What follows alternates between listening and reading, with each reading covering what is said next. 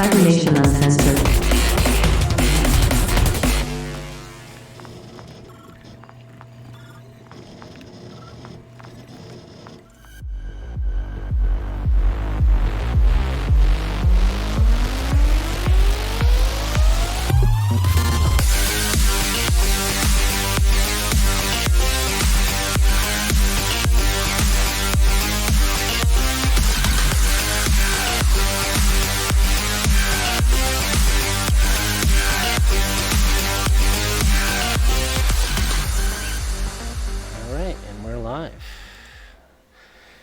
Good evening, gatos. This is your friendly neighborhood Cybersmily with my co-host.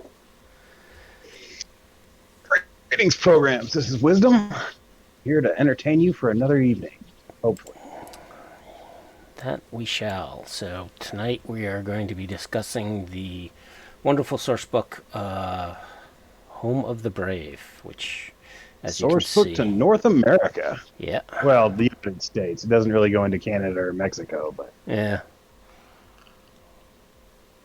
So, a couple things that I've heard. One is Westworld got a actual release date, which is in June 6th, I believe. Wait, 26th.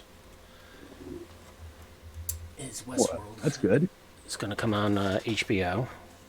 And we also have Edgerunners that is supposed to be coming out the week of June 6th during their Geeked something or other. Yeah, the teaser looks pretty good that they released. What little they showed. Yeah, very little. Very little. But I like the character design that I saw. Yeah. Other things in Cyberpunk media, I actually went off and got the comic books, so I'm up to speed on all of those. Right now I'm waiting for the last issue, or the fourth issue of You Have My Word, which I think is turning into a great story. I hope they do finish it, and we'll get a little further into this probably in a future episode. I'm waiting for my copy to show up. I ordered it online. Yeah. It has not arrived. The other thing with Cyberpunk media, actually I watched a anime on Netflix called Hero Mask, which has a lot of cyberpunk themed stuff. It's got a very Kaneda-esque motorcycle from Akira, yes. That caught my eye. Yeah, so far I've gone through the first season, and basically it's an evil, a shadow government creating experiments, and the experiments get loose. Meanwhile, the true law, or the public-facing law, the honorable law, is trying to track those or investigate that whole situation. But it definitely has a nice blend of near-future technology and a couple of... Yeah, it's like cyberpunk superheroes. Yeah. So, I mean, if you can stomach Shadowrun, you can stomach this, and this is better. Well, I mean, I didn't see anything that was... It reminds me of the RPG Underground, if you remember that. Yeah, I mean, I don't see it as anything like... I mean, yes, there's unbelievable stuff, but you can also chalk it up to the nanotechnology that they're using, and the gray goo. So I mean, I don't see any superpowers as of yet in the story. Maybe they're coming, I don't know. I'm tuning in to find out, but at least the first several episodes I've seen, there hasn't been anything that I was like, this is definitely falls outside of the realm of cyberpunk and into more of a... No, it's the superpowers they have are very subdued. Actually, it's if anything, it's kind of like Cyber Generation, like an animated Cyber Generation with adults. Mm-hmm. So yeah, I dig it. I like it a lot. I want some. I want more of it. Yeah, so I need to catch up on that, and we can talk about it a little more. Supposedly a DLC dropped from our Talsorian, but I wasn't sure exactly which one for Cyberpunk it was. Yeah, They I didn't. missed it completely. Well, they had an announcement a few days ago on their Discord. Midnight with the upload. Rudolph's Wagons of Professional Tools. Oh, I misread this. So I think when they said announced it, it was basically they're releasing DLC for Cyberpunk Red and The Witcher. And then they label it as Rudolph's Wagons of Professional Tools, which I assume is more for sounds like a The Witcher Witcher, yeah, than actual Cyberpunk. So, wah wah. Hopefully, we'll get another release. And also, speaking of releases, supposedly CDPR is close with patch 1.6 for the game for Cyberpunk 2077. So Yeah, it'll be interesting to see what that actually does. yeah, there's constant rumors going around that there's going to be DLC. It might introduce new quests, and it runs the gamut. So who knows? I know a lot of the modders have seen a couple of fun little new features, like being able to suppress, I think, your hat and your glasses, so you can still wear it, but it won't appear on your tune. Oh, that would be nice. So it's getting a little more towards the transmorg of your character. Still want the ability to change colors of clothing you craft or upgrade or whatever. Yeah. Like weapons, everything. And then cars. Yeah, because there's not a single character I run that's going to wear bright yellow anything. Well, I'd like to, color code my cars, I mean, I don't... There's a couple of those car colors that... I think it's the teal sports car.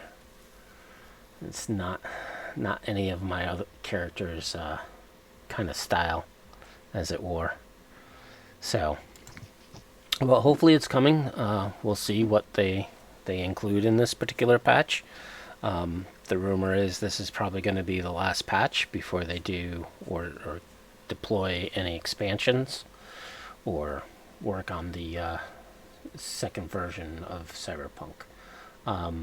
There's been talk about using Unreal Engine for the next version of Cyberpunk, not necessarily the expansion packs, but the actual Cyberpunk 2 or 2077 2.0, or maybe it'll be 2080.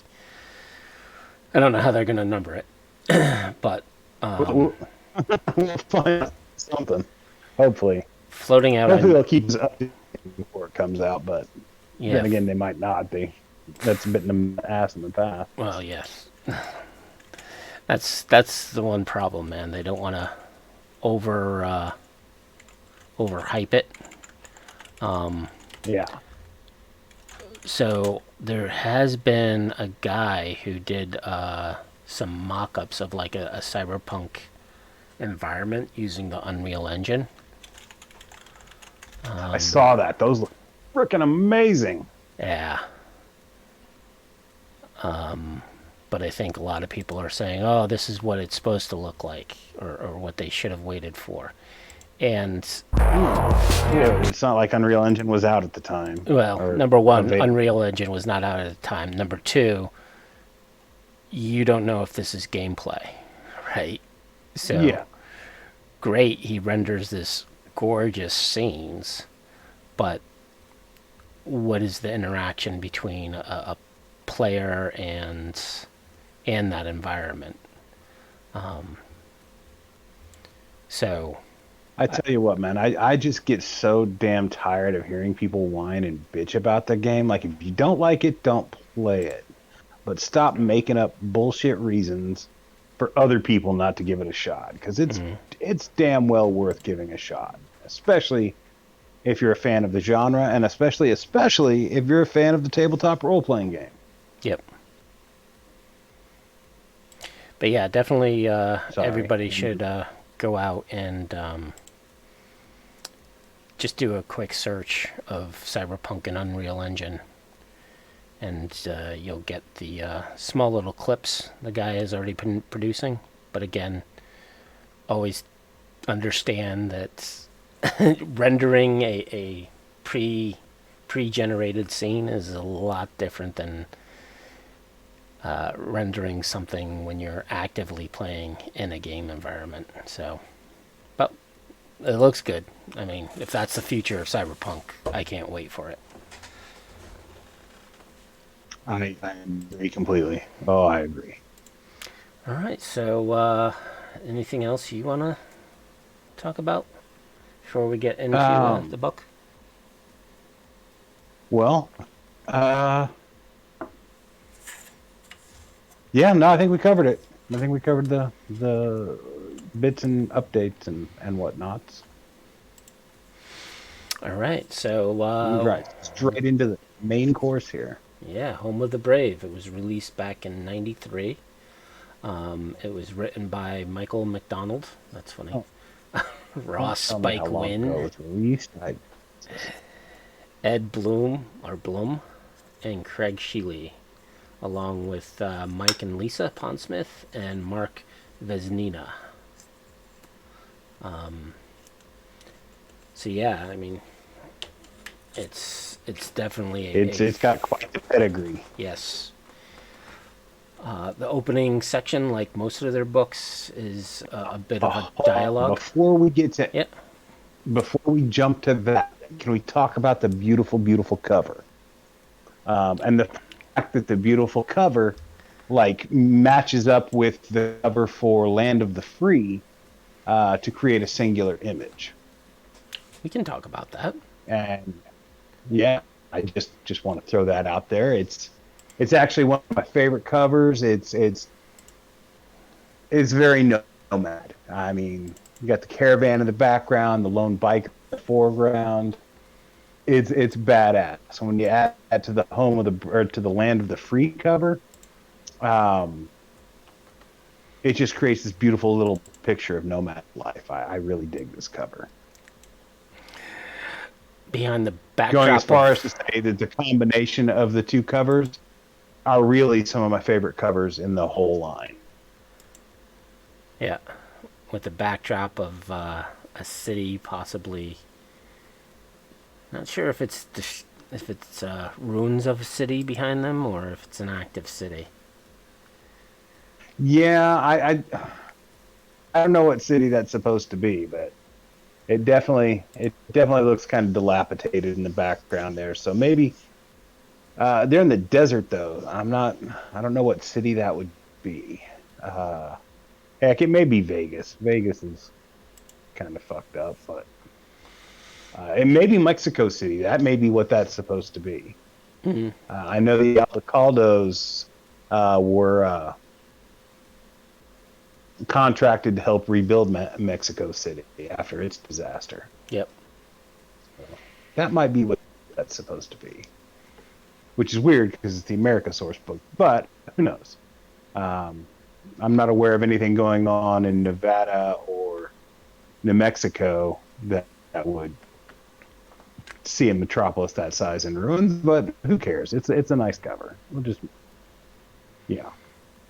We can agree on that. It's by Doug Anderson, by the way, the cover, who does a lot of covers did a lot of covers for Cyberpunk and other RPGs. He was quite talented. Do you know if this was one image that he created, like one painting? I'm wondering if. I don't. I've never talked to Mr. Anderson. Mr. Anderson. I would very much like to. He's one of the few people I have never had the chance to. I should probably look him up. Yeah, because I could see you trying to get a print of it. If it was a full if I ever had that kind of money, yeah, maybe. Well, I didn't say. I melded the images for my Nomad Market article on Data Fortress. So if anybody wants to see what that actually looks like, they can check that out. Yeah, so let's get into the heart of it. And again, like most source books, is a page or two of kind of a person giving some dialogue on what the current situation is and how life is in the U.S. Yeah. Pardon me. And then the next part goes into the history. I mean, the whole book really is fluff. There's very little rules. There are some, most notably for creating military characters, but as a whole, the whole book is just it's lore. Yep. And like, this is my bread and butter kind of stuff. I love this stuff. I love the expansion to the timeline that we're getting ready to talk about here. Uh, yeah, I love this book. Yeah, and the history starts off in 1989. So actually, it was 4 years in the past from when this book was actually published. And Yeah, getting into and the whole downfall of the world in general. yeah, I mean, they talk about that in the like, it expands on the disasters and the timeline from Cyberpunk 2020, the main source book, but it does so beautifully. And again, the art in this book is just like top notch. Like, overall, this book just has fantastic art. Um, yeah, Yeah, I'm trying to like look at all the little different blurbs of the history and where where things are kind of accurate, right, to the real world, and not too much. no, no. I mean, they got some things right. They got some generalities right. Yeah. Uh, like the actual hard, fast details, not so much. But hey, yeah, who the hell knew what the world was going to look like in 1993, Yeah, 30 years from that date? exactly. Um, But it's definitely a nice quick read, to just see the overall history of the world and where things are in that parallel universe we call cyberpunk. And then the next section actually dives into that history and gets into the fall of America, consisting of the Gang of Four and their rise to power, which consisted of the FBI, CIA, NSA, and I forget which the third one or the fourth, the fourth one, Yeah, FBI, um, CIA, NSA, and there was one more. the DEA. DEA. Yep. Um, and how they manipulated the media, as well as not only that, but they also fought amongst themselves, gaining power and basically declaring martial law. Yeah, allowing Control the terrorist world. incidents to take place, like the nuking of New York, because none of them could communicate with each other, Yep. and in fact withheld, like actively withheld information from each other. Um, while while our abbreviated agencies tend to be scum in real life, I gotta say, this is real life turned out better for us than this. Um, they're not actively doing that, Yep. depending on who's in office, I guess. Right. Because with the collapse came hundreds of thousands of dead, or sorry, 100,000 dead, or wait, no, 100 million dead. Sorry. Oh yeah, no, the U.S. got devastated. And this was under the assumption that by late 2000s, that there would have been a population of 250,000 people in the States. So Yeah. over a third of the population was wiped out through hungers, through riots, and other atrocities, plagues that racked the States. Wildfires. I mean, U.S. did not fare well No. in the years between 1990 and 2020. It was really bad. Yeah. And also the other problem was Europe was not going to come to our aid because the Gang of Four was basically doing some warfare against them as well. And they were not happy about that. So that's all covered in the first chapter. Right? Fall of America. I gotta look at the chapter breakdowns. And then you get into the new America, and in this pretty beefy section, which I think is a good third of the book, gets into what America is like, at least from not from a leadership role, but what the population has gone through and what people and the culture and the societies are now like. Getting into the various stereotypes of corporates versus the street kids versus the nomads. Yeah, it's a good look at culture in America. It doesn't quite, like, it could have gone into other areas, I think, but most of those are covered in other books fairly well. It gives nice beefy sections on what it is like for, corporate children and street children and like meta families, nomads, and all that. And I love how they do the kind of PowerPoint charts throughout it. Yeah. Breaking down the society, the wealth gaps, the industries, and other fun little things that kind of give you to... It fleshes everything out. And it gives a kind of a corporate report of where America is. Like, it reads like a dossier as much as... Like, part of it reads like a dossier, and part of it reads like... I don't know, like a coffee table history book. And it works. It works pretty well. Like I said, the whole book is really just lore, and if you're looking for lore on to expand your game beyond just Night City, this is the book for you. This, if you run a Nomad campaign, hell, you see how many times I reference this book when I'm running the game we're in.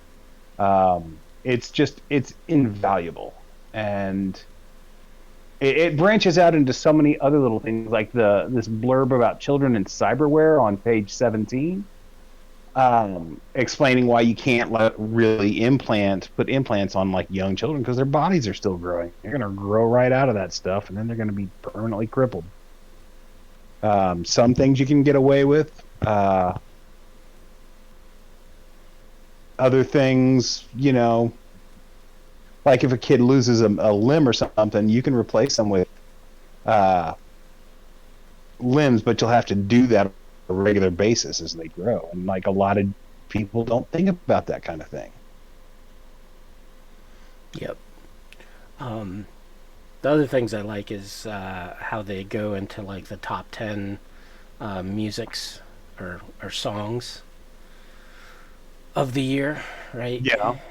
And then the following page, which I don't know if it actually exists anymore, but if the TV Guide, I I have a feeling that magazine doesn't exist anymore.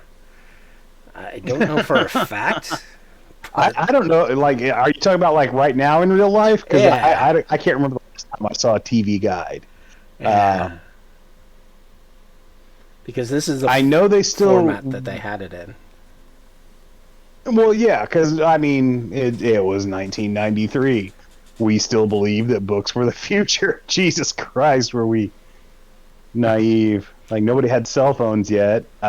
Obviously, Cyberpunk 2020 like missed the boat on how important cell phones would be and how much they would change. But they kind of didn't because if I've said it before, if you like merge cell phone technology with cyber modems, then you've got modern cell phones. You just don't. Yeah. So I think they got it a little bit more right than most people give them credit for. But yeah, they were working on the information they had at the time, and nobody could have ever guessed just how ubiquitous cell phones would become. Like shit, I can't imagine going a day without at least looking at my cell phone. Right. Hell, I have trouble going an hour, really. Or just the understanding of how paper has slowly gone away, right? Yeah, Not I only mean, for, and this is from. Go ahead. but not only for like magazines and newspapers. I mean, yes, there's still a bit of that, and I don't think books, etc., are going away. But certain things, especially like in the corporate world, paper reports and inter office memos are no longer a thing since the advent of emails. Yeah, So yeah, so seeing like fax machines and other things and printers for your mini computer, I don't know how much use of it would be in our culture, but the concept of this is an alternative reality. So therefore, the development of what we have in real life might not have been developed in that, right? Because of that split that happened between our timeline and Cyberpunk 2020's timeline. yeah. And I think I that's one concept that I think a lot of people are still like, this doesn't make sense. But if you stand back and take a look at it and be like, this is an alternative timeline, right? I mean, you don't look at the man. Was it the man in the castle? No. What's that book called? which one? The Man from High Castle. The Oh, one in yeah, the which the one in which the bad guys won World War II. yeah, yeah, the definite bad guys. Yeah, so Um, you can't look at that story and be like, well, this would never happen, right? Because you can't really apply the development and technology of our universe to an alternate universe that, you know, maybe, no, certain things just didn't click. yeah, I mean, you just kind of have to take it with a grain of salt. I was, to be honest, when they originally announced Red, I was really hoping that they'd just reboot the game and like start the timeline over or like redo the timeline so that the 2020 era tech just happens at a later date or like the just stretch it out Yep. so it takes place in the future far enough that it's still plausible. Right. uh, um, Obviously they decided to just make it a direct sequel. um, but yeah, in my I toy with Data Fortress changing, basically just changing the dates on the timeline to stretch it out to a later date. One of these days I may do this, but I think, yeah, that might be a bit much to chew off. That would be a lot of stuff to have to go through and like change dates on. Yep. Well, I mean, if you think about it, right? Who's to say, during the riots that Jobs wasn't killed in the 90s, right? Think about that. Or, you know, Yeah. everyone, Harvard or the people who, I forget the names of the guys who developed Google. What if those guys, were killed or caught the plague? I mean, if you think about a third of the country was wiped out of existence in the late Oh 90s and yeah. early Can't 2000s. have been just rich guys. So the possibility that the things we What if have Alta now, Vista became the leading search engine? right? And Netscape is still a viable browser. Yeah. I use SeaMonkey, which is a Netscape Yep. emulator. And AOL is the So Facebook don't make me cry. of the 2020. Oh God, MySpace is still around. Oh my God. Yeah, we're getting into scary territory now. So there was another little blurb back up there that there's a blurb about SIN cards and what Yeah. they actually are, how to obtain them. I think that's important for any GM because a lot of people look at that like, well, it's just like your driver's license, but it's a lot more than that. Yep. And yeah, your state identification number is it's your driver's license, it's your social security card, it's your birth certificate, um, it can be tied into your credit card, it's your passport, like It's your thumbprint, it's your retinal it's scan, your DNA. yeah. That's why getting like a good fake is like 50,000 EB. Like Yeah, and I so know that's Wildside came out at the same time this book did. I wasn't sure if I think Wildside came out before this, but I'm not 100% sure. wow, that's an interesting question. Well, they both have the copyright of 93, so I know I got this book before I got Wildside, but I don't know which one was actually published first. yeah. Back then, like I wasn't able to follow, any kind of publishing schedule. I'd just go to the game store and whatever was there, I'd be like, oh, I must have. So yeah, I know I got this first, but I don't know which one was published. Interesting. Just set it on top of the shit, James. Jesus Christ. Sorry about that. No worries. And then we get into the actual history and philosophies that exist within the culture, and definitely interesting to see various types of fringe religions. And the one good thing about this book is there's a lot of little blurbs with hooks. So after a particular section, it kind of gives you an idea of a game you could possibly run based off of that idea. Yeah. And I mean, that's really the way Cyberpunk. Like a lot of their adventures are really nothing more than just these little hooks and blurbs. That was the entirety of the Cyberpunk adventures in the main book. Was just, hey, here's an idea, run with it, and this book does that very well.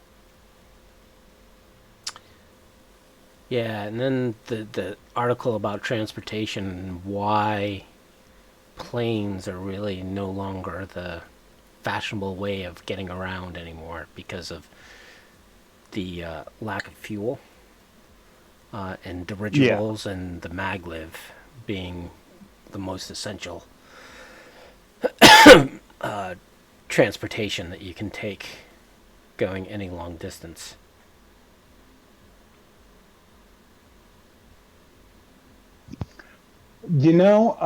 I like the idea of traveling by dirigible, or at least I did until I saw one get caught in a wind, in a like a wind tunnel, and when I watched that poor blimp like take a 90-degree nose dive, I was like, no, no. But the idea of dirigibles is still romantic to me. Like that used to be the fashionable way of travel, and remained so up until the Hindenburg accident. Then everybody panicked, and that was the end of that. Yep. And then they I did. like. Go ahead. Well, if you want to talk a little more travel before we get into the next section, what? I like maglevs. I like the idea of traveling by train. Um, yeah, aircraft like flying by plane is really the venue of the government, high level like wealth, high level corporations, and the wealthy and military, and everybody else. They just travel by train or by blimp. In the Ravager book, I remember that they had a little section about how I don't even want to remember their names, but the main protagonist traveling cross country on the maglev, and getting the Fight boy tickets. and fight girl. Yes. I can't say those with any sense of like I just can't take that shit seriously. Yeah, that's the one thing I hope our Talsorian is thinking about is novelization. Yeah, that would. I think that's how Shadowrun. I think that's one of the ways that they pulled ahead in the '90s is because they were a lot more spin-off savvy. They had the video game, they had the novelizations, and that just was able to bring in a lot more people to the game. And Artalsorian, they finally got the two novelizations, but they came in the late '90s, Yeah. and they were. We've talked at length about our opinions of Yep. fight boy, fight girl. But yeah, I think that was one of the things that let Shadowrun and FASA pull ahead is they were able to reach a wider audience. Yeah, and I think Um, FASA and it was a pretty big corporation compared to our yeah, I mean they had Talsorian. BattleTech money, so they were able to hire full color art teams and like they just had more of a budget for production. Yep. So we'll see. Can only hope. Maybe one of Yeah, us should approach our Talsorian and become the product line for novelizations. yeah. What? I mean, you would think they'd tie more into the comic books that we were talking about earlier. You'd think they'd Artal would be all like, "Hey, give us some red comic books." Maybe that's in the works. Who knows? But Well, yeah, there was. I want to say there was just the one, but I thought there was two of the series that were basically set right after the nuke went off, and that's something that I want to like reach out to either Jay Gray or Mike himself on like. So where's Johnny? Right, that yeah. series happened right after the bomb. So, but let's not talk about the comics. We're here to talk about Home of the Brave. We're here to talk about Home of the Brave. We'll dedicate a whole episode to some comics. Yeah. Uh, So then we get into the nomad life, and they introduce a few new families that you can use for your own games.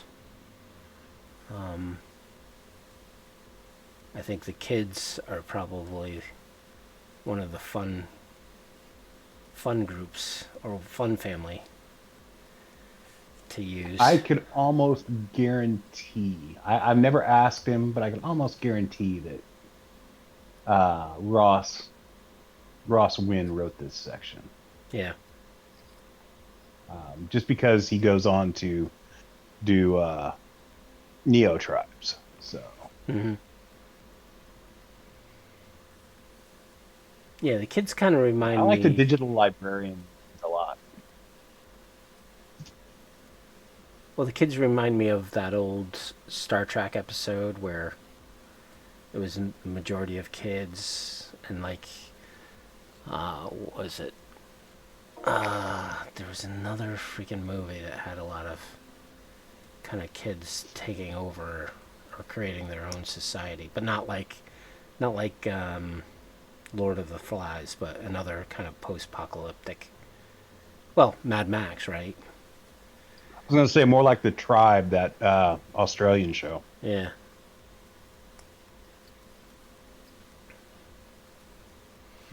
So there are quite a few families. I think there's a total of 1, 2, 3, 4, 5, 6, 7, 8. 8 new families that you can inject into your games. Honestly, my favorite is Captain Cody and his Arrow Pirates. I love that concept.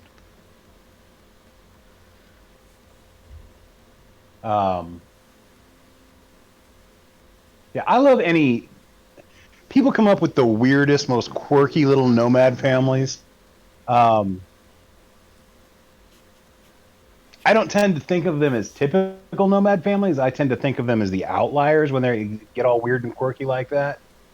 But yeah, if you've ever been to a rainbow gathering or a dead show, you'll run into these people. Yep. And you're like, yeah, they're totally nomads, and they're or even weird going as to hell. Burning Man, right? Yeah, Burning Man. Yeah, those are nomads. Those guys show up and they're living the life. And then we get into the rocker movement, in which they talk about the entertainment of the world. Mm-hmm. And that also includes sports as well, and how sports have been getting back to its roots of the gladiatorial games. Yeah, everything gets a little bit more violent. They talk about mixed leagues of people with cybernetic enhancement playing like football against people who don't have it. Yeah. I don't know how well that would work. Honestly, I don't know how well cybernetics would work in a like team sport situation. It would be really entertaining to watch and ridiculously brutal. I very much like the concept, but I would think that still non-augmented sports would still be a thing. Just because people are always going to be interested in like seeing people push themselves to the limit. That's why we have such a backlash against steroids in the sport and other performance-enhancing drugs. To the point that we penalize people for drugs that aren't performance-enhancing. We stripped Michael Phelps of all his stuff because the dude smoked weed. Like, what the hell? If anything, that reduced his performance. True. But I'm getting off subject again. Anyway, yeah. They also talk about the long walk here a lot, which always fascinates me as a concept.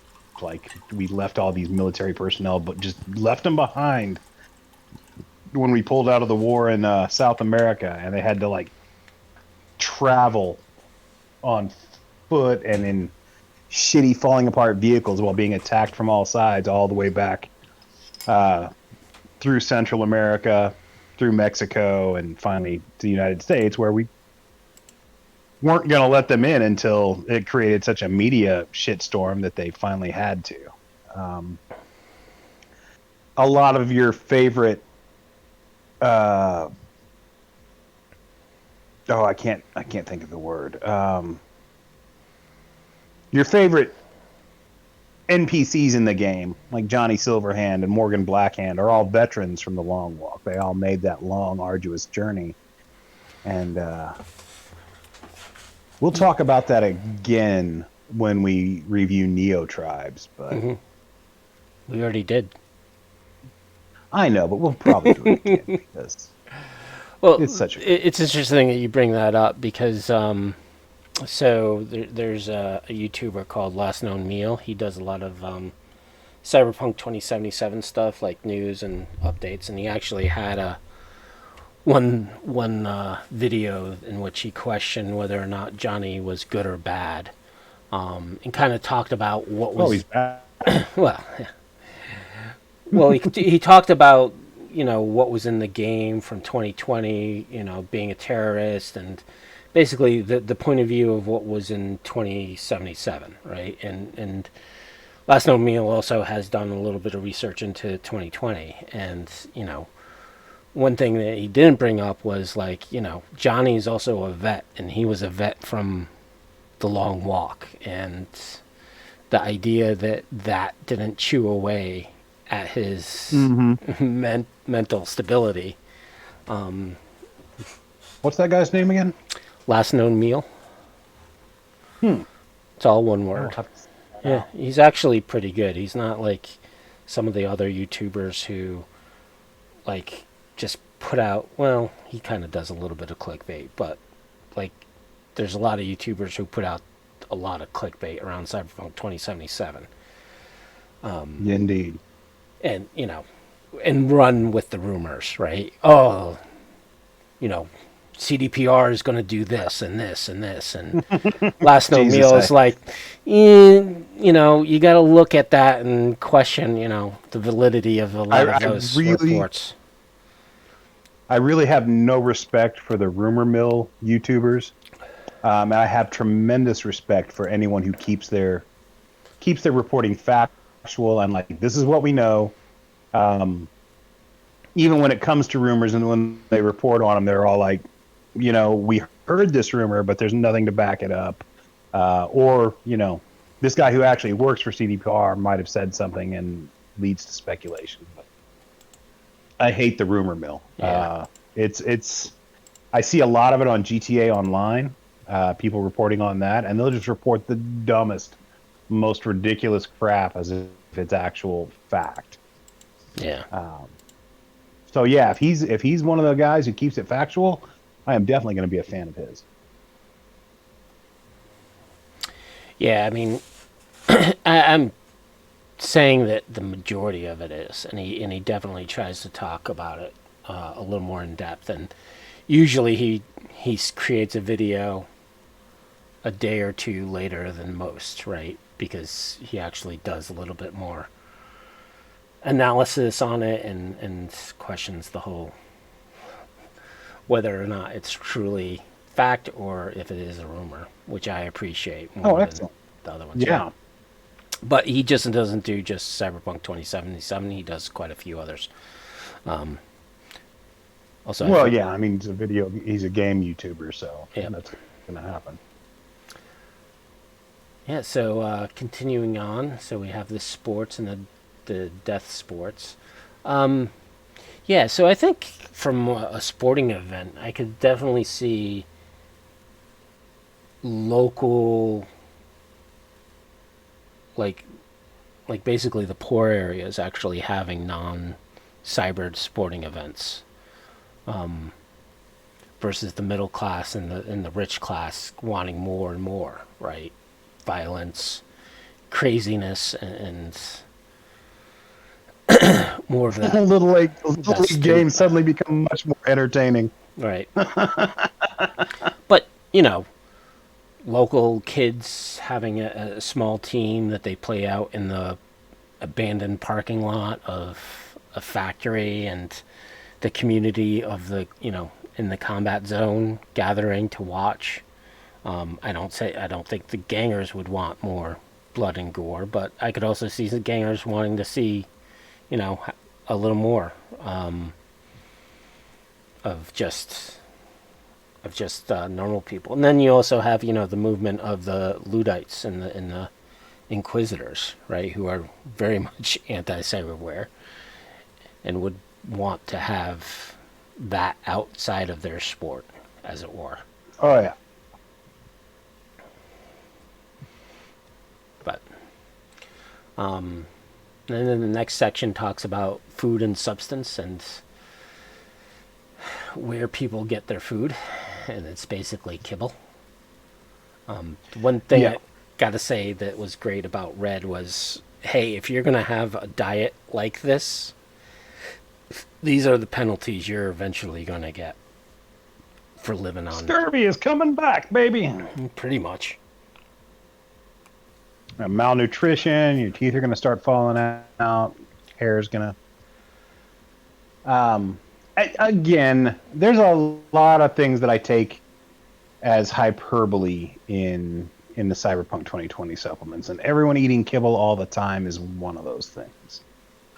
Just because you can't survive on that. And while the corporations do want you to be fairly sedate, it's an old cult tactic, feed the people with the absolute minimum nutritional requirements, and it makes them fairly malleable, mentally and physically.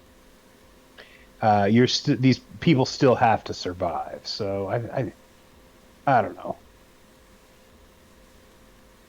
In my game, the average person is going to eat kibble most of the time, but they'll still be able to afford a good meal once a month or something.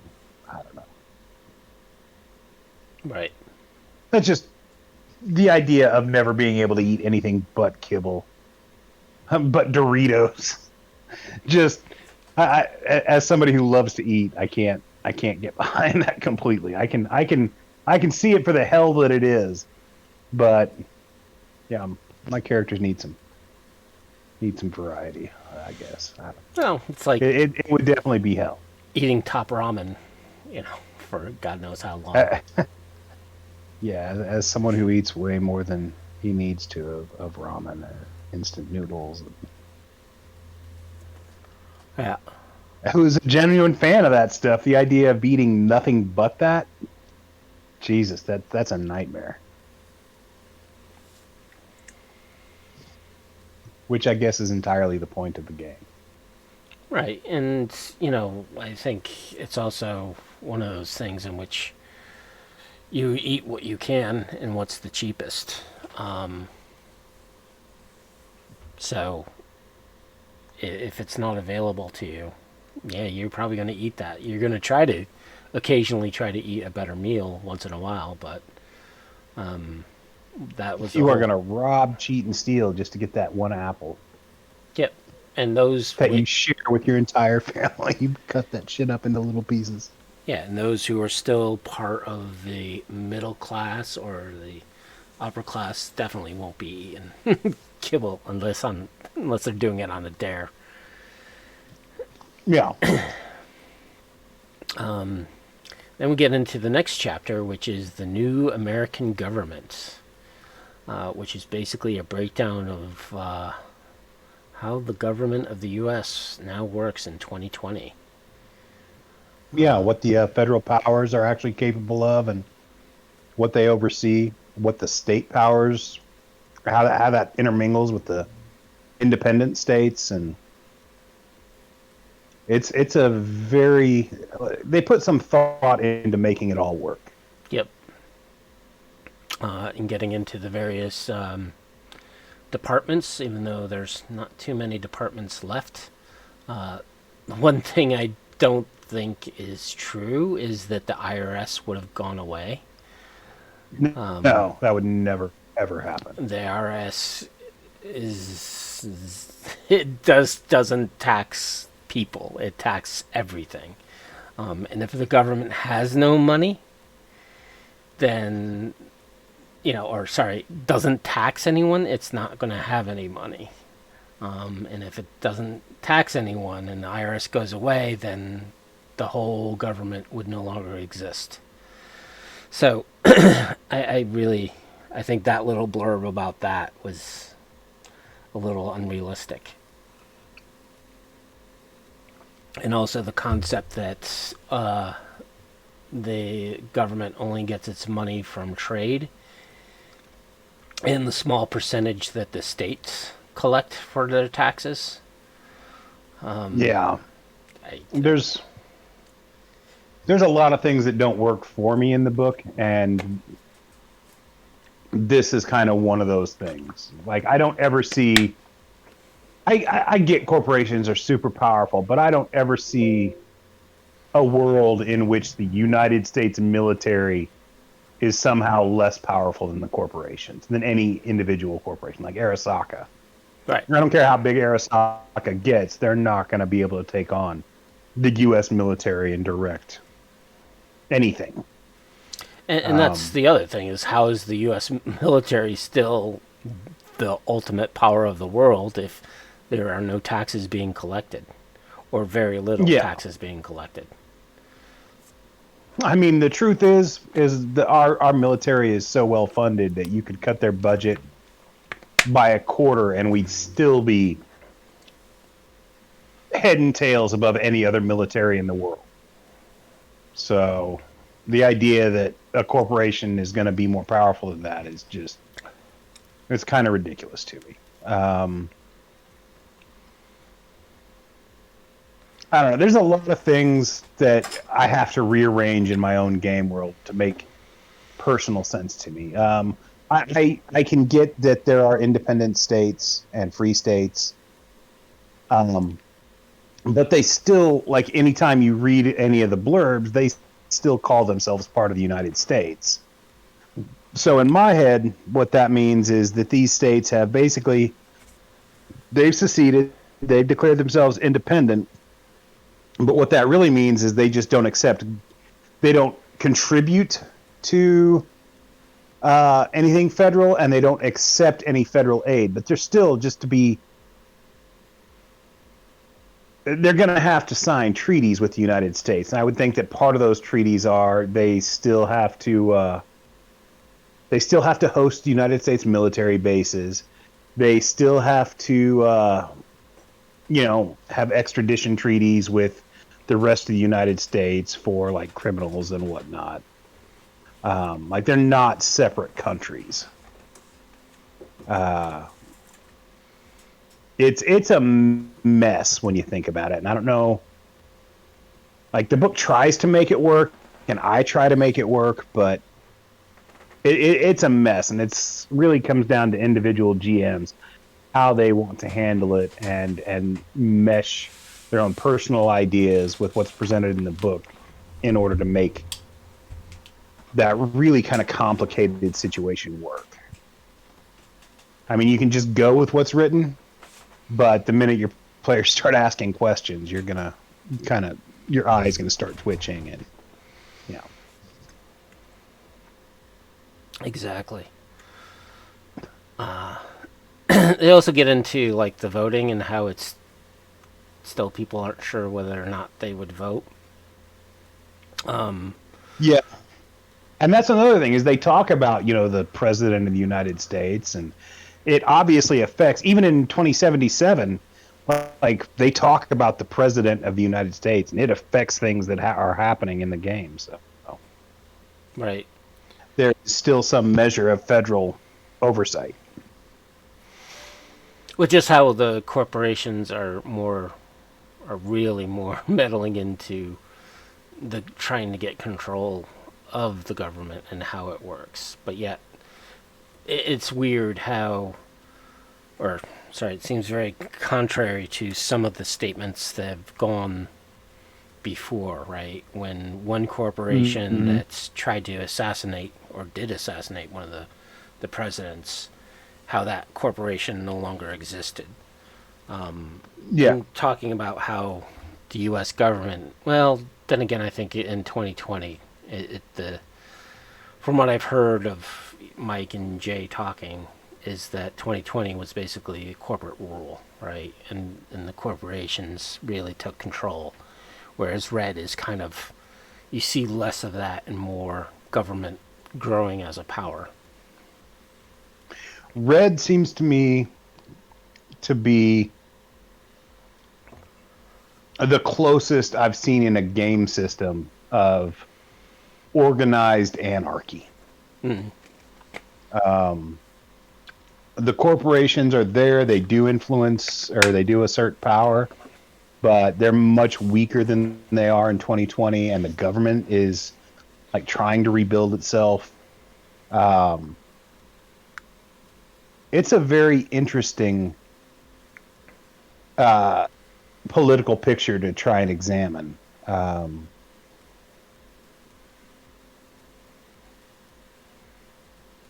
it could really go either way, and we know how it goes because we played Cyberpunk 2077. Yep. But in the time of Red, it could really go either way, and it's of all the Cyberpunk franchise settings, I think Red is the one where the players could possibly have the most impact on the world around them. Yep. If that makes any sense. Yeah, and then there's a little bit of a paragraph on the economy, the current state of economy within the United States, which is a good read. It helps you kind of understand a little bit of what the hell's going on, and at least from our Talsorian, how it works, right? And how the world works at this time. Then we get into the U.S. military, the history of it, i.e. the First and Second South Am Wars, the Space Wars, Operation Big Stick, that's the one in which the president was assassinated. Presidential appointee Jacoby was assassinated. And that's where the and then the military vice president dies right afterwards. Yeah, and the military comes and destroys that company. As it would. Yep. And it also talks about how the military kind of really is in bed with a few of the corporations, but most particularly Militech. Yeah, that's why it always freaked me out that, like, I get Johnny Silverhand hates Arasaka. I get that, but I don't understand why he would willingly work for Militech. I know that Arasaka's mortal enemies and all that shit, but, like, Militech is this hyper-fascist, like, extension of the U.S. military. It's like the private extension of the military. Yep. And I don't get why Johnny would work for them at all. I don't get why he would side with the U.S. government, because he's always sort of portrayed as being so anti-nationalistic. Well, enemy of my for enemies, him to willingly, right? I guess it never really explains. Like, he has a hard-on. Even before the alt situation, like, Johnny Silverhand is portrayed as having this weird hard-on for Arasaka, and it never really explains why. Right. I would very much like to see that explored at some point in either the video game or in Red or just somewhere, telling me what Arasaka did to Johnny that he hates them so very, very much. Yeah, because at the time of, I think, like, before 2013, Arasaka was still a relatively new player on the scene. Actually, Arasaka Security was created back in 1970, according to the books. Sure, but, like, as the powerhouse Zaibatsu,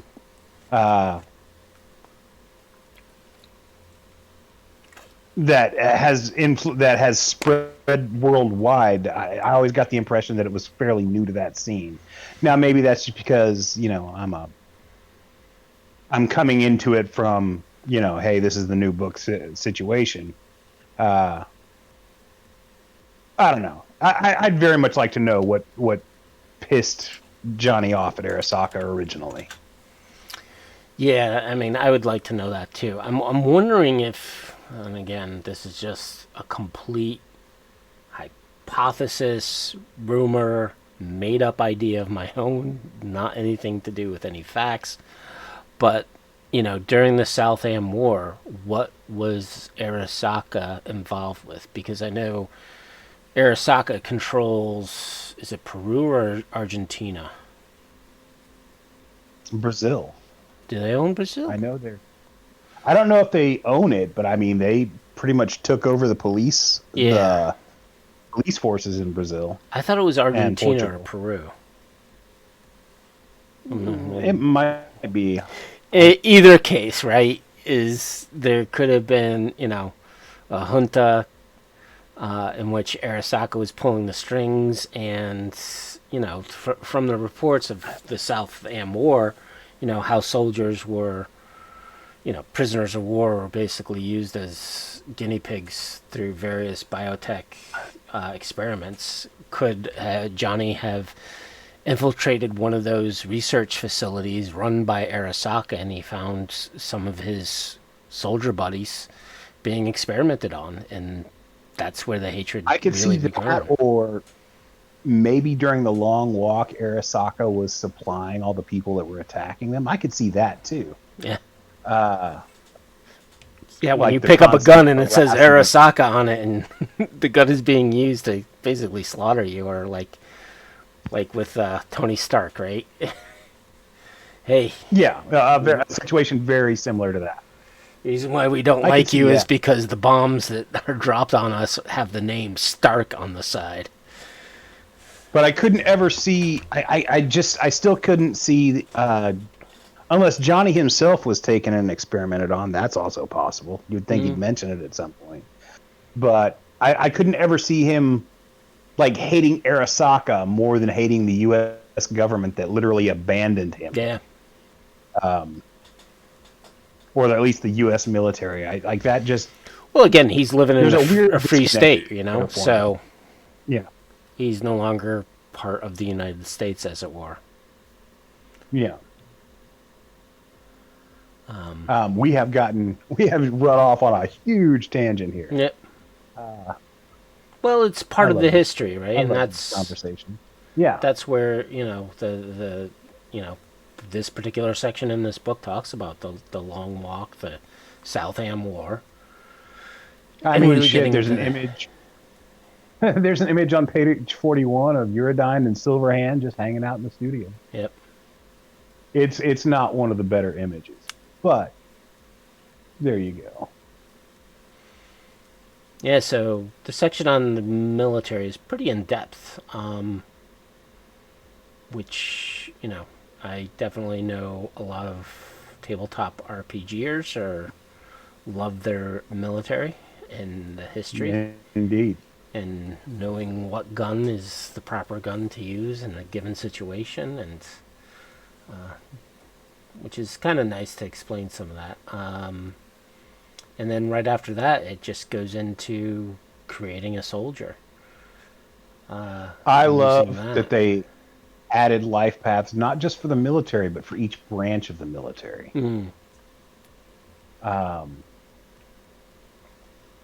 I think it really helps flesh out. If you're running a military game, which I have, I've run a couple of military campaigns. It really helps flesh that out, give you a feel for the characters, give them, yeah. Yeah, and to me, the system kind of, besides the life path, but just the skill acquiring, Yeah. and those very reminiscent to me with how GDW with Twilight 2000, and their character creation around skills. I don't know why I think that, but it's just seems like the promotions, the paydays, and getting merits throughout your life history or life path, and then basically mustering out. Well, I mean, Twilight 2000 was a really popular game at the time this was being put out. Yep. And I think there was a lot of overlap in ideas, as well as, an overlap in players, because near future anarchic environments tend to, overlap with players. Yep. If you're drawn to one system, you're likely drawn to another. I know I had just a ton of Twilight 2000 books that I bought specifically for inspiration for my Cyberpunk games. So, yeah. And even if your character is just a vet, if you're running a former military character, this helps flesh that out too. Yeah, and you can actually try to do conversion of this into red because of the reunification war and how recent that was. Is it wait, was the reunification war before Red, or was it happening after? I forget. Oh, good lord! Too much Don't. lore I have. for my brain to absorb. I sadly have not focused on Red enough to know really. I have not memorized that lore to the extent that I have with 2020. I do like the concept that in 2020, that the 2020 military, like the bases are all these combined operation groups, the COGs, where you've got the Air Force and the Army and the Marines and the Navy like working in concert together. Like I like that idea. Like there's still separate entities, but there's much more. There's cooperation between them as far as it's not just an air base over here or just an army base over here. You'll see fighter aircraft alongside army tanks and stuff like that. I like that idea. Yep. And it goes into how they're organized and what the hierarchy is and all that. So it works. I mean, basically, they combined all the European militaries into the EDF, or at least all European militaries contribute to the EDF. Kind of like a localized UN in that regard. So, yeah, I like it. Yeah, and then there's also I also like that they talk about. Go ahead. Well, keep going with your thought on that. I was about to go into. I was going to say section. I like that they talk about the difference between corporate soldiers and like military. I like that they give that a little thought as to how they work and what that means in your game. Yeah, and I would think that, to me, the quality of the corporate soldiers would be a little bit better than the national ones. Just because of, I don't know, I think how the national will take in anybody versus a corporate who is going to make sure that they have the best of the best, right? And pay you exactly what you're worth. I think at the time that the books were written, though, like mercenary units were really like looked down upon. If there was even any. Like I mean, the idea of private militaries being a thing, like a serious thing to worry about, didn't really come about until, Blackwater and its role in Afghanistan and Iraq. Like before that, people just didn't really give them much thought. Mm-hmm. So the idea that in 1993, these private militaries being sort of more of an elite group wasn't the prevailing philosophy towards them. They were just seen as like money-grubbing mercenaries who would take anybody. When in reality, most private militaries are going to be made up of like veterans from the real militaries who have decided, hey, I'd rather just get paid what I'm worth than the cause isn't as important to me as the paycheck. Well, I remember watching a documentary, and I can't remember the mercenaries group. It was like something, not Acquisitions Incorporated. It was something along those lines, like a very corporate-sounding name. But they were a mercenary group, mostly South African army. And basically they operated within Africa for quite a while, and eventually they were very successful in what they did, and they kind of like, they were a weird group. They actually had like morals, which some mercenaries don't always think they do, but it was very interesting in that they were fighting like against genocidal maniacs that would crop up in the area. I'm trying to remember what their name was, but it was very interesting. Eventually, they were forced to disband because of the UN, who said that you're causing more damage than you really think, even though they're saving thousands of lives, of innocent lives, and for their work. But yeah, I don't remember what it was, what the name was. It was an interesting documentary on that whole situation. But yeah, now that I think shift of, at least in our present day, the shift of mercenaries has changed. And even in Cyberpunk, right, you have not only Militech and Arasaka, but you have the Lazarus group, who are strictly just straight up mercenaries. And Yeah.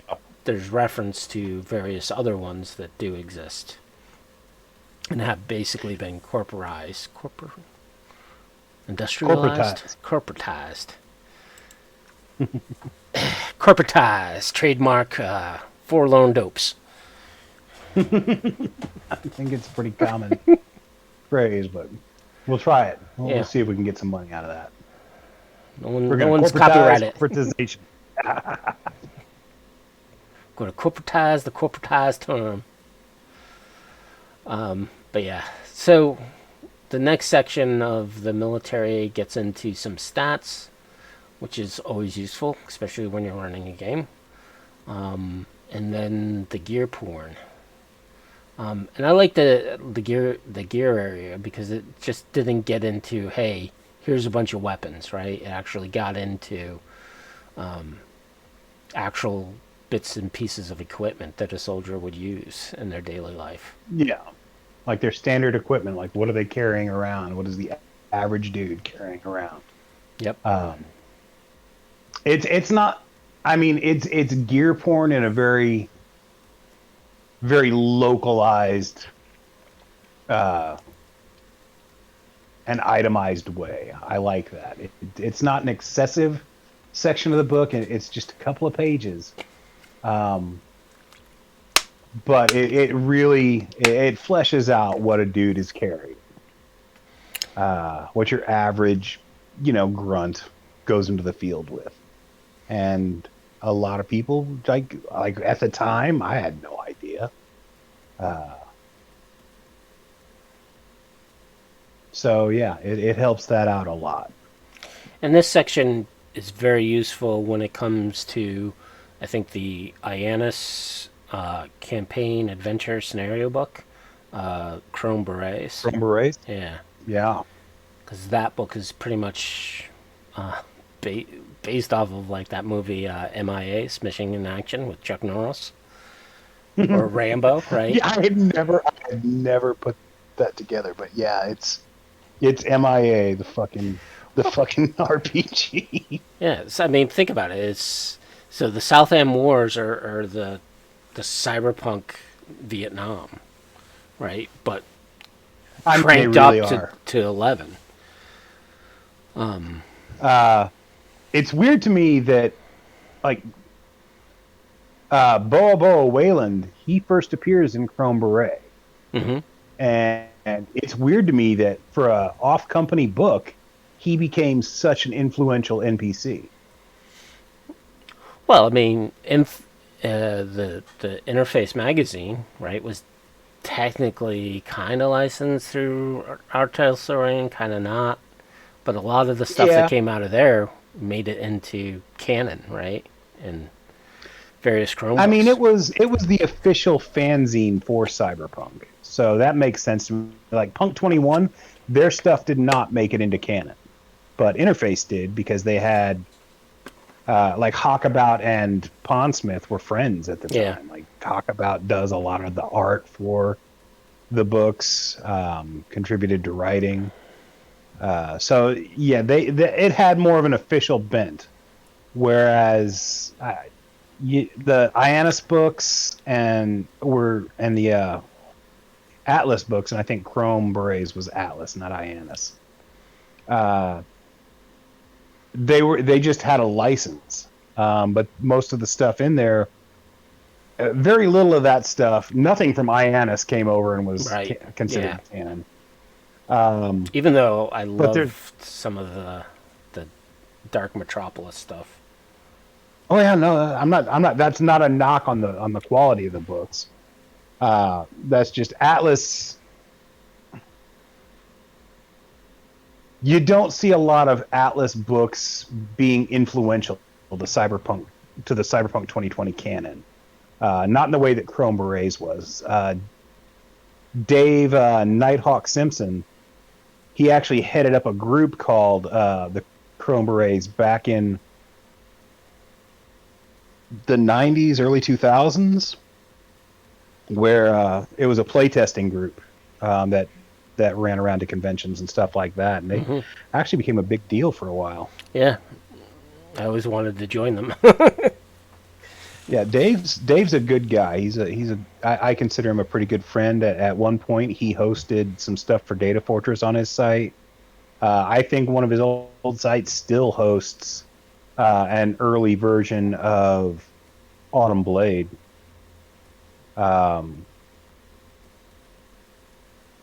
Yeah, he's a good dude. He runs gamers on games now and spent a lot of his time like kicking the teeth in of the more crappy element of our hobby, neo-Nazis and other bigots. He's that's his main focus now, it seems. Right. But yeah, if you get a chance, check out Gamers on Games. He's a good dude. Okay. Will do.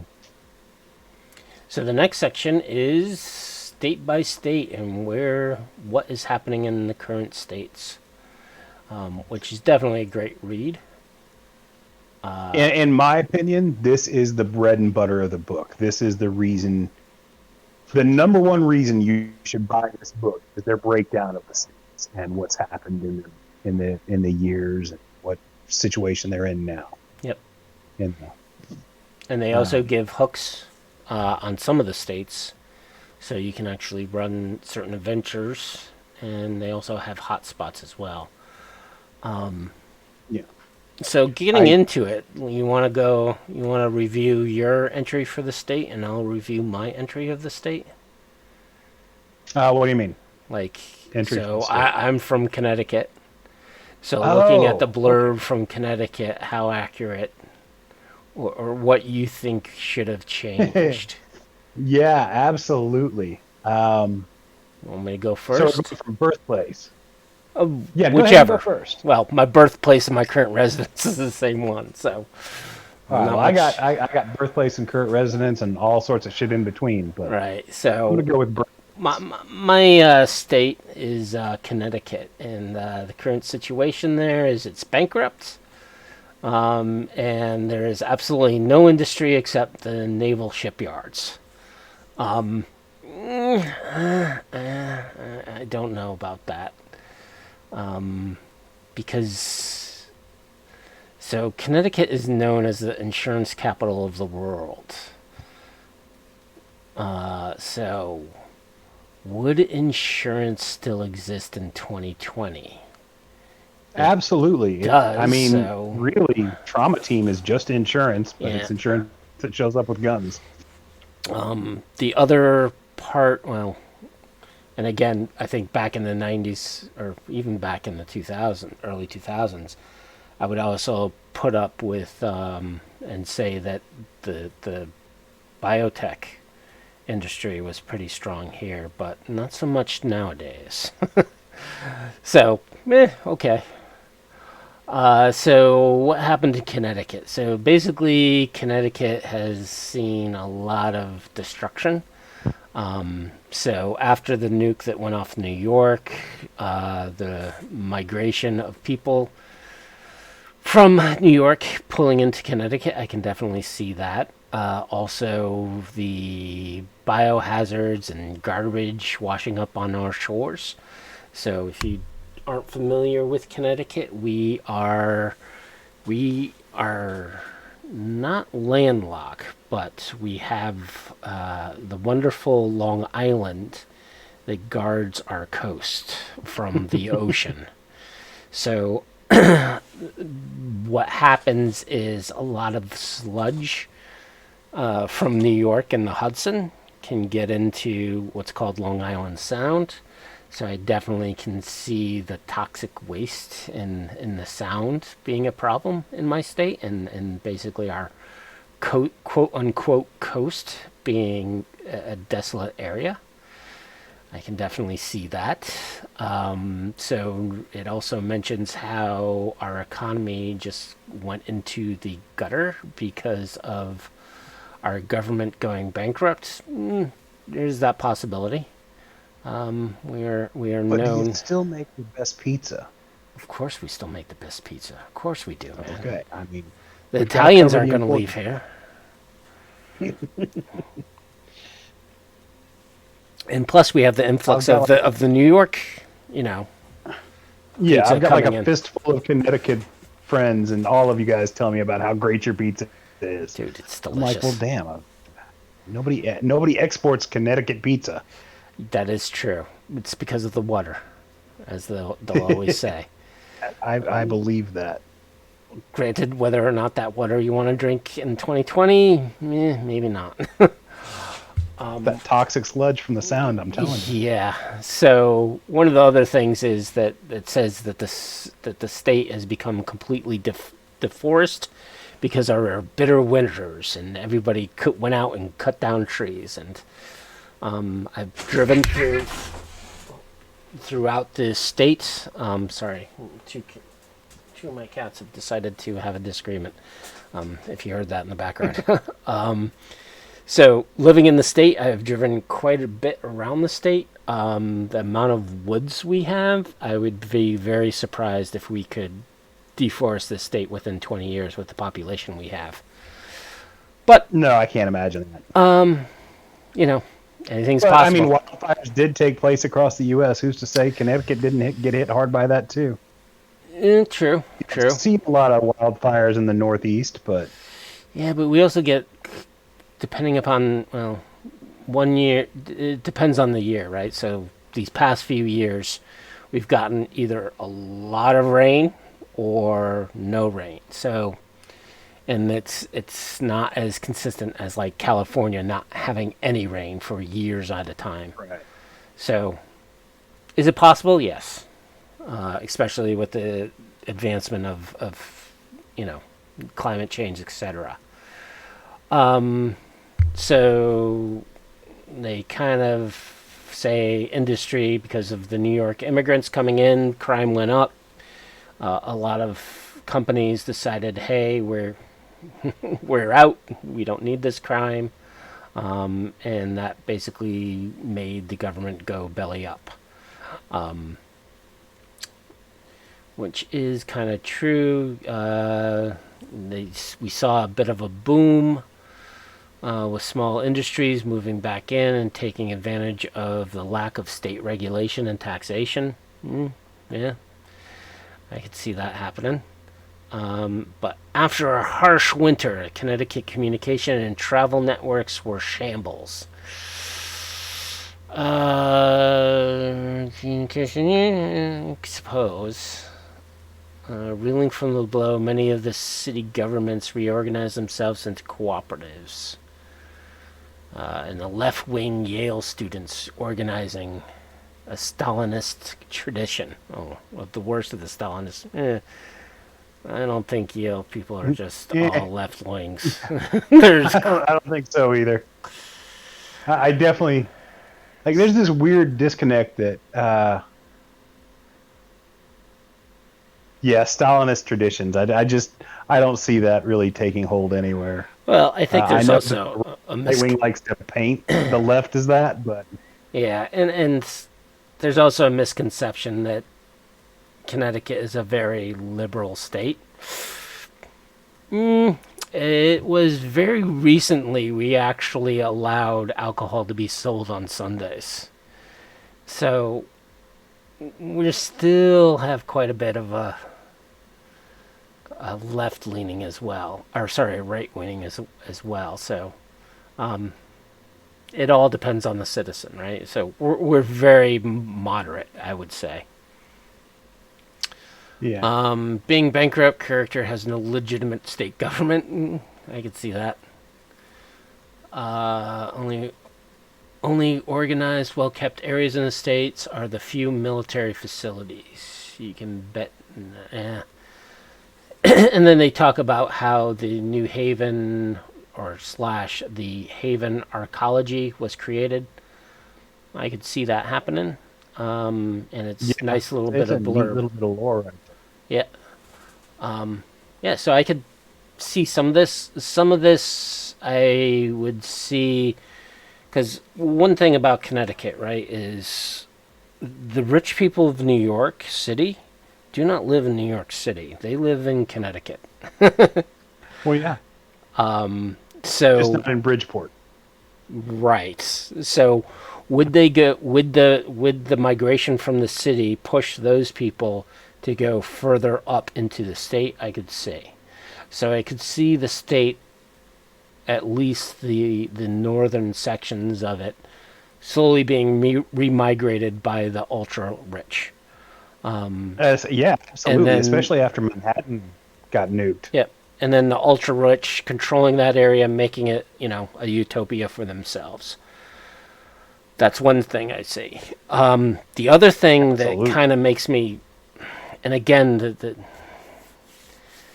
thing that there's contradictions, right, in various source books. So you have the Bosch Wash corridor, right, in which they talk about how that our area, basically Connecticut, is just humongous urbanized area with tons and tons of people. And if that's if you're taking the concept of the boss wash, right, then Connecticut has tons of people, which means there's tons of tax revenue, which means the state government wouldn't have crashed, right? So this kind of blurb says that the state has basically turned into not urbanized anymore, but ultra poor squatters eking out their lives, which means there's no new urban areas, there's no new cities, there's no new places for those people to live except what little squats they can find. So it's just, could some of this happen? Yes. I would definitely write in like my concepts that the ultra rich would probably take over the northern state. And the other thing about Connecticut is we have two of the biggest casinos, which of course, the time of this writing, they did not know about. But we have two of the biggest casinos in the world in our state. So could I see those casinos taking over more of the state and actually expanding Native American settlements here, right? So Native Americans that got more decimated in other areas of the country flocking here to find refuge. I could see that as well. So that's my state in a nutshell. All right. Well, my birth state, not only is my birth state all fucked up, but my actual birthplace is mentioned in the book as being one of the most fucked up places in the United States.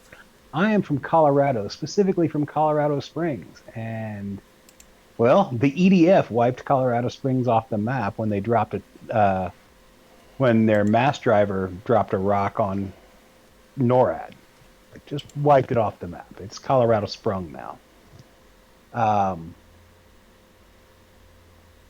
Overall, Colorado survived to 2020 fairly well, just not that area.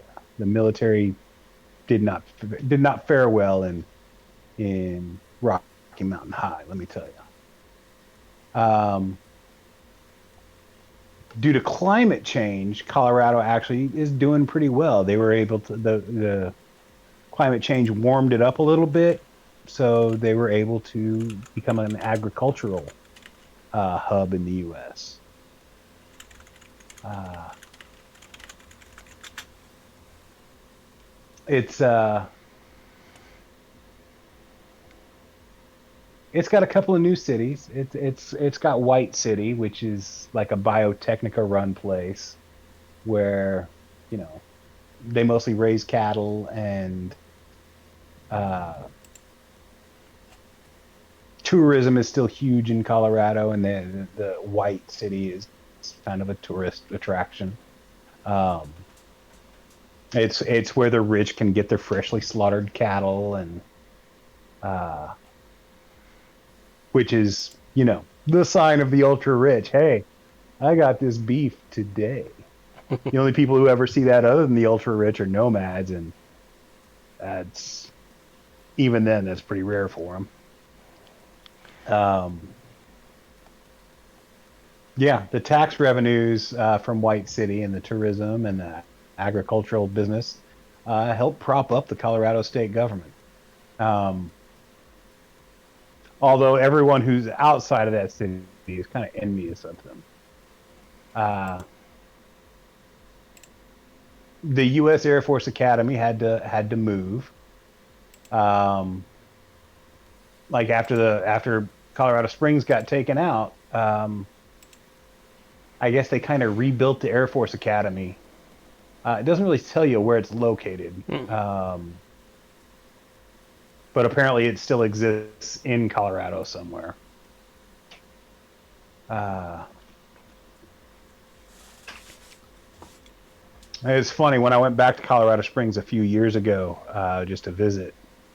I actually went to the U.S. Olympic Committee, the building where all that took place, and it's funny because that's where the rock lands that just wipes out the whole place.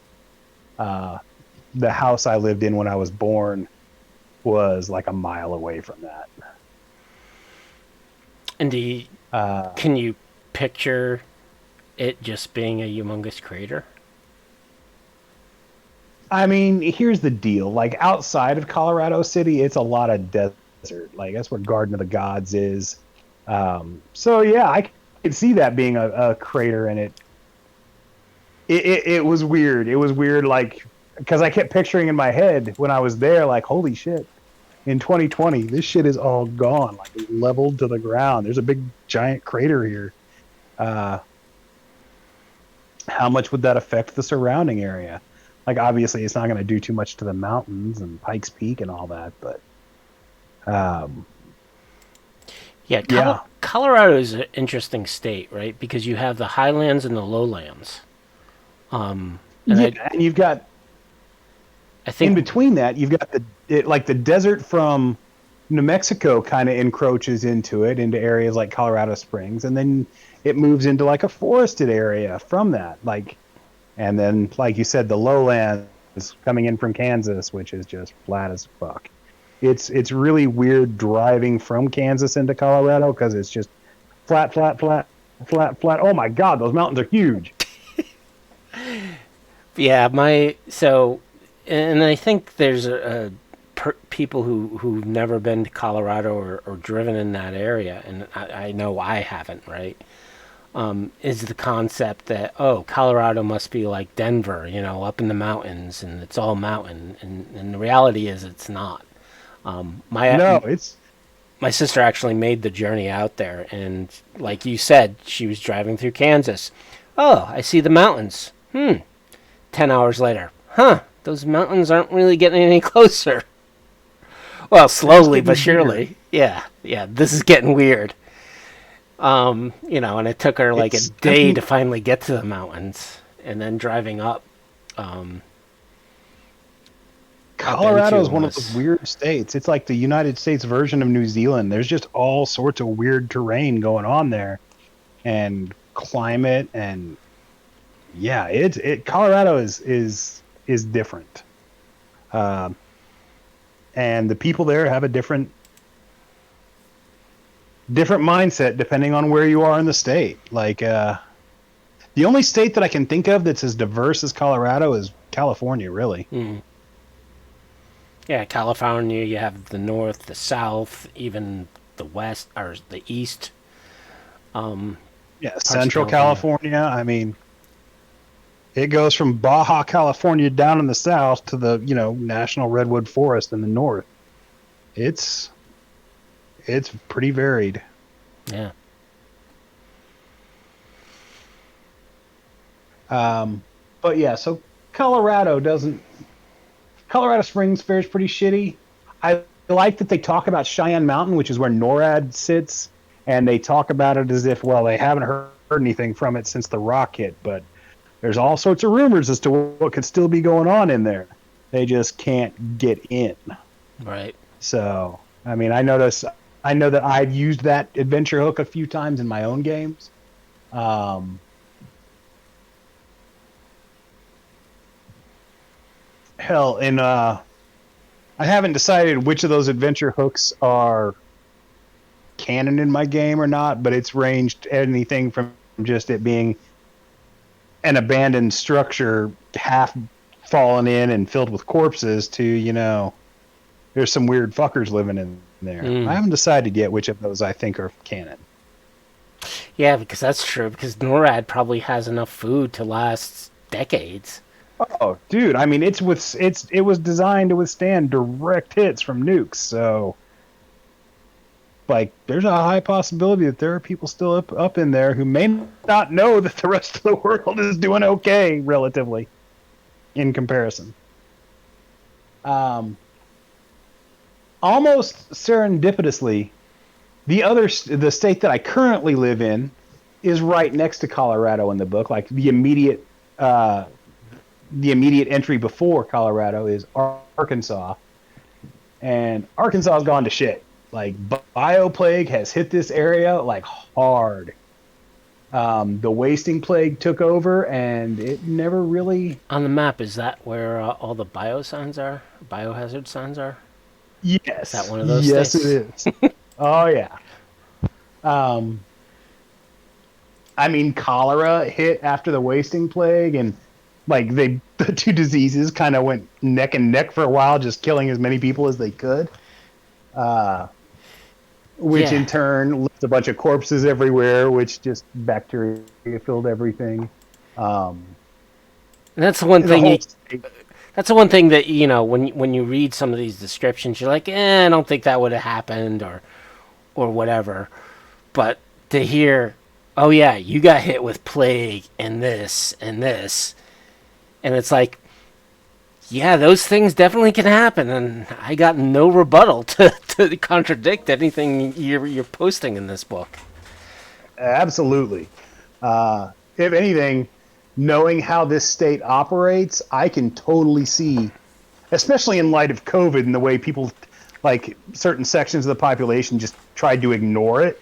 I can definitely see a plague just wiping this area off the map. Um, Now, the book was written before like Walmart really became the powerhouse that it is now. Like I think superstores were just beginning to appear, or supercenters, and but yeah, there's enough rural Arkansas that there would still be like pockets of population, but in any of the population centers, I could see them being totally decimated. Even with Walmart, even with Tyson Chicken, even with JB Hunt being here as like major important hubs of commerce. Um, Well, so and of so course, let's the follow wealthy. that thought, right? So, what would happen if like Tyson and Walmart and that other company you mentioned got hit by plague after plague and just decimated corporate center? And what happened? What would happen if, like you said, during COVID, it's kind of been fucked up, and you know that concept of yeah, this is a disease, whatever. In a year's time, all of them are dead, and how that would have impacted those corporations. Yeah, I mean, it's it would just JB Hunt is a shipping company, by the Okay. way, trucking. Um, yeah, I mean, it all when they're not going to let a trucking company like ship stuff out with potential plague carriers. So I could see everything getting shut down. Walmart, as it stands today, their shareholders or their top shareholders and the Walton family, they'd be safe in the Walmart bunkers. But the company itself would take major hits. Yeah. Tyson Chicken, well, they're not going to let infected fucking chicken out. Or maybe they do, and that's how it spreads to other places. In the beginning. Yeah. Walmart would survive even if it became something else. The Walton family is too ingrained into American commerce. And just too ridiculously wealthy. Like Walmart is the largest corporation in the world. It may change names or change its outward appearance, but even if like something major happened, I think they'd still survive in one way. Yeah. So when I went back to school, this was 15 years ago, there was two things that kind of were ingrained into me in two different classes. One, in my accounting class, talking about Walmart as a business model, right? So Walmart as a business model, how they specifically targeted a lower profit margin, but with that lower profit margin, they knew by selling cheaper stuff, they would get sell it volume. Yes, right. And that small little profit margin means millions and millions of dollars. So it was very acceptable to them, and that's why their strategy, in which basically put out or bankrupt so many other companies, which of course Amazon is now doing to not only those finishing off the smaller companies, but also working on getting rid of Walmart was. And the other thing in that class was that Walmart specifically went to various companies, like, for example, like all the TV companies, right? Sony, Toshiba, etc. These exclusive agreements for lower prices. And you will actually see on their SKU numbers, the SKU numbers are specifically just for Walmart. So if you go off to another company and buy the same TV or what you think is the same TV, they're going to have different SKU numbers, and they actually have different parts because those companies are specifically creating things specifically for Walmart to sell cheap. Yeah. So if Walmart ever says, "Oh, we have the same thing," no, they do not. The other thing about Walmart that I learned about, and this was in a different class, which was one of my computer science classes, was how much data at the time Walmart had. It's unbelievable.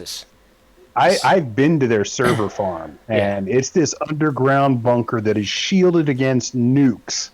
It's like the security surrounding it is insane. Hell, the security at corporate headquarters. I used to work for a film company that did like training videos and shit like that.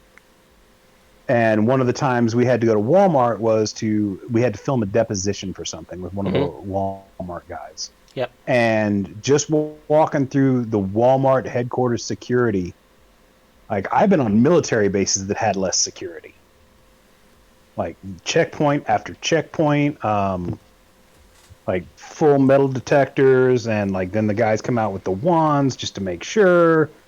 Yeah, data centers back in mid-2000s turned into that, right? Because everyone's data was important. Oh yeah. But so what I learned was that Walmart, the amount of data they had was twice the amount of data that was available on the internet at the time, which was back in 2007-ish. So you think about that. They had twice the amount of data that was publicly available on the internet in 2007. And whether you guys want to know it or not, that data has constantly increased. So, and Yeah, I mean, you got to wonder what data they had that required them to have that much resources everything, dedicated. your Yeah, fucking shopping habits, your just everything, your personal information of any time you do anything. I mean, and I'm sure it's since the scary advent how much of information Walmart has it on. yeah, and since the advent of all the social media applications, Google and all the Yeah, search engines and it compiles all those that. yeah, and those companies selling the data, I am fully aware that Walmart is buying all of it as much as they can. What they're doing with it, who knows? Are they reselling it? Possibly. So, yeah, Walmart is definitely an evil mega corporation, which still stands unchecked. Oh yeah, no, they are. You want a real life evil corporation? Walmart is in the top 5, along with Monsanto and Del Monte and uh, the East Asia or the East India Trading Company. I mean, you talk about like in the history of corporations, they're in the top 5 of the worst of all time. But they're also extremely necessary now. Like they're not completely evil. They do shit that does help Yeah, they other people, provide and they provide prices that low price items for consumers who can't if afford you don't it. have much money, you're shopping at Walmart because that's where you can afford to shop. Yep. Um, like they're so big now that they're almost too big to fail, like too big to let fail, which is sad. But So for our it's not all. for our listeners, you need to come up with a corporate report of Walmart in either red or 2020. Send Yeah, us absolutely. Share that with us. definitely share that with us. So we're pretty much at Um, time. So I don't know what well, I else. just wanted to say really quick, Arkansas is not just Walmart, and Little Rock, apparently the survivors in Little Rock have turned that into a really like green place where they're like having rooftop gardens, and they've converted abandoned buildings into grow houses and stuff like that. And then in the Ozarks themselves, those have kind of become a haven for anybody who's on the run, because Yeah. who the fuck is going to go into the Ozarks to look for them? Like, this shit's massive, and who wants to? Even if you do attempt that, then you got to deal with the hill folk that already lived here, who did fairly well during the plague because they're all isolated and inbred and shit, or just survivalists who are paranoid in the first place. Squeal from a piggy. Or is that more I mean, Alabama? if you want, yeah, that was.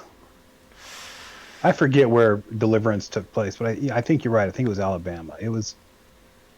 Either way, yeah, that kind of thing. Deliverance. Hills got eyes. Hills Have Eyes was. It was New Mexico, so. But yeah, anytime you see Wrong Turn, that's some Ozark shit right there.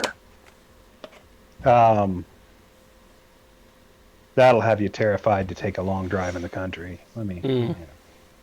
So But, yeah. one other thing I So, wanted to get to, like- and I don't think I kind of skipped over it because we, of course, went on our tangents. So going back to Colorado, do you see Colorado kind of turning into what 2020 Nevada is, right? Which is, hey, we don't care about legality of anything except maybe murder, but even then we'll turn a blind eye because of how Colorado's stance specifically on the drug enforcement, and how they've taken like, hey, we're going to legalize everything, or either legalize or decriminalize all controlled substances. Do you see Colorado continuing on with that? Oh, absolutely. Like Colorado's economy, like just burst out of all expectations when they started legalizing, drugs, starting with marijuana, first as medical, then as recreational, and then just basically, hey, It's your body. Do what the fuck you want with it. I definitely see that trend continuing. I see that actually being one of the reasons. Like, obviously, in 1993, the idea that any illicit drugs would be legal, much even for medicinal purposes, was still kind of a far-fetched idea. Like, we were talking about it, the wheels were starting to move, but nobody thought that it would. At the time, nobody thought that would ever actually happen. So then, when it did happen, it kind of took the world by storm. But I definitely see when you start mixing the real world with the alternate future of 2020, I could definitely see like that industry keeping Colorado afloat during all these disasters that befall it. Especially as Colorado, like due to climate change, becomes more of an agricultural center. Holy shit. Yeah, they're going to supply. Like, it's weird that I get that Mike Pondsmith is very strongly anti-drug use. I get that. And he wrote all this stuff about, various plagues that wipe out marijuana and cocaine and all this stuff. Marijuana is a pretty resilient plant. And there are so many strains that I don't think any one plant virus is going to take them all out. Right. Yeah, in my world, the legal marijuana industry is one of the reasons Colorado stays afloat after massive meteors, or not meteor, but mass driver strike and all that. So yeah, I definitely see that helping. I definitely see it continuing. Even if in your game marijuana and cocaine are gone, there's still going to be plenty of drugs that are just going to flow like crazy from Colorado. Yeah, and the blurb about how Technica has gotten in there, I could see synthetic pharmaceuticals, as it were, continuing. I mean, where do you think synth comes from? Yeah, continuing to be a major source of the economy, and actually being a test bed for Coca-Cola. They don't explicitly say that, but I mean, Coca-Cola is the only corporation in the United States that is legally able to grow their own cocaine, which is awesome. Go Coca-Cola.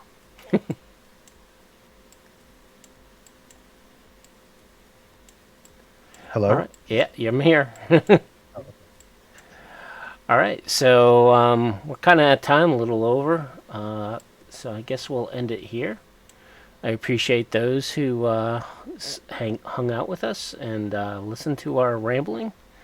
I am the Cybersmily. You can check me out and my works at cybersmily.net. Tons of little apps and fun stuff that you can use for your games.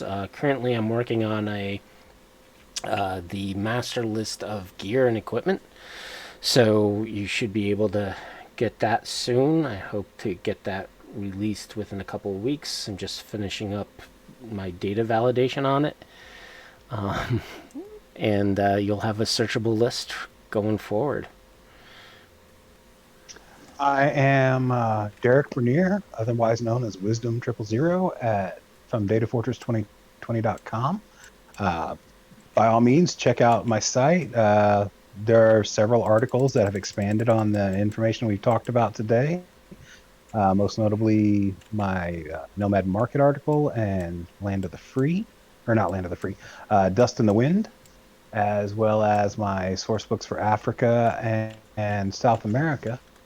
And I'd like to thank Rob Mulligan and Cybernation Uncensored for hosting us. As always. Please join us again in 2 weeks when we talk about other stuff. Excellent. All right. Peace out, everyone. Bye.